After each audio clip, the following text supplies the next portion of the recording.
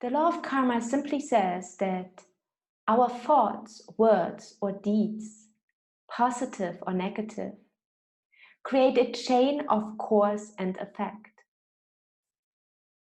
We now send a violet flame into all areas and aspects, relationships of ourselves that need a karmic cleanse.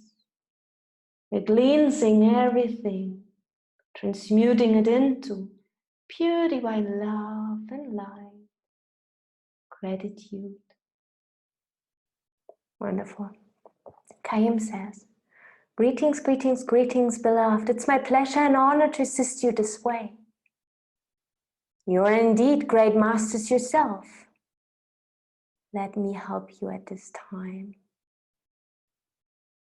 to balance